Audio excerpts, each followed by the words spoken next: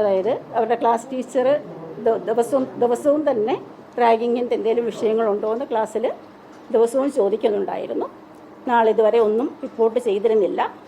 ഇന്നലെ രാവിലെ ആ ക്ലാസ്സിലൊരു കുട്ടിയുടെ പേരൻറ്റ് അച്ഛൻ ക്ലാസ് ടീച്ചറിനെ വിളിച്ചാണ് റിപ്പോർട്ട് ചെയ്തത്. രാവിലെ തന്നെ കുട്ടികളെ ക്ലാസ് ടീച്ചറെ കാണുകയും കുട്ടികൾ റാഗിങ് കംപ്ലയിൻറ്റ് പറഞ്ഞതുകൊണ്ട് കുട്ടികൾ പ്രിൻസിപ്പലിന് ഒരു പ്രിലിമിനറി മീറ്റിംഗ് പ്രിൻസിപ്പൽ, അസിസ്റ്റൻറ്റ് വാർഡന്, hostel house keeper, senior associate professors, GNM coordinator ഇവരുമായിട്ട് നടത്തി.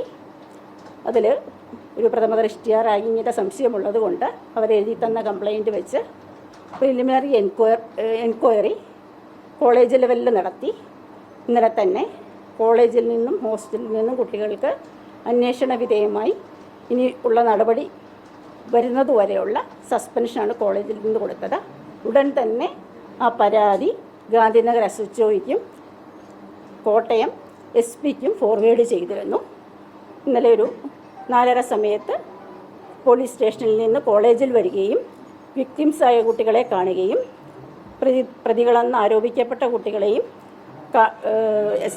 ഗാന്ധിനഗറിൽ നിന്ന് വന്ന പോലീസ് സ്റ്റേഷനിൽ വന്ന CI പോലീസ് ഉദ്യോഗസ്ഥരെ നേരിട്ട് കാണുകയും ചെയ്തു. വിക്ടിംസിലെ 2 കുട്ടികളെ പോലീസ് സ്റ്റേഷനിലേക്ക് അയക്കാൻ പറഞ്ഞു. അസിസ്റ്റൻറ്റ് വാർഡൻ ഞങ്ങളുടെ മെയിൽ ഫാക്കൽറ്റിയായ സാറിനെ കൂട്ടിയാണ് കുട്ടികളെ പോലീസ് സ്റ്റേഷനിലേക്ക് അയച്ചത്. ഒരു 5:30 വിക്ടിംസിന് അറസ്റ്റാണെന്ന് പോലീസ് സ്റ്റേഷനിൽ നിന്ന് അറിയാൻ സാധിച്ചു. തുടർ നടപടികളായിട്ട് ഇതിൻ്റെ എല്ലാ ഇവൻസും മെഡിക്കൽ എഡ്യൂക്കേഷനിലും കേരള നഴ്സസ് മിഡ്വൈസ് കൗൺസിലിലും അറിയിച്ചിട്ടുണ്ട്. പ്രിലിമിനറി റിപ്പോർട്ട് പോലീസ് സ്റ്റേഷനിലേക്ക് കൈമാറിയിട്ടുണ്ട്. ഡീറ്റെയിൽഡ് എൻക്വയറി കമ്മീഷനെ ഇന്ന് തന്നെ നിയോഗിക്കുകയാണ്.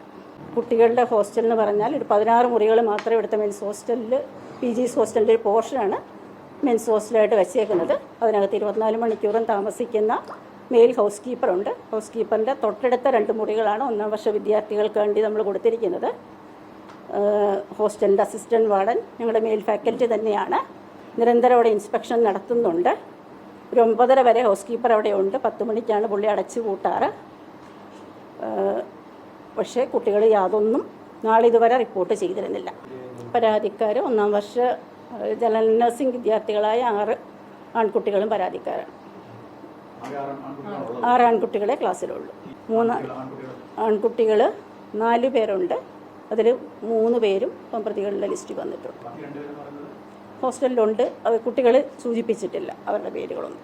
അങ്ങനെ റാഗിങ്ങിൻ്റെ യാതൊരു കാര്യങ്ങളും നമ്മൾ ഒഫീഷ്യലായിട്ടും അൺഒഫീഷ്യലായിട്ടും ക്ലാസ് ടീച്ചേഴ്സിനോടോ വാർഡനോടോ നമ്മൾ 24 മണിക്കൂർ അവിടെ താമസിക്കുന്ന ഒരു എക്സ് സർവീസ്മെൻ പോലെയുള്ള തന്നെയുള്ള സെക്യൂരിറ്റി കുട്ടികളുടെ റൂമിന് തൊട്ടടുത്ത റൂമിലാണ് താമസിക്കുന്നത്. ഹോസ്റ്റലിൻ്റെ പുറത്തുമല്ല താമസിക്കുക. യാതൊരു തരത്തിലുള്ള റിപ്പോർട്ടും ഇതുവരെ ഉണ്ടായിട്ടില്ല.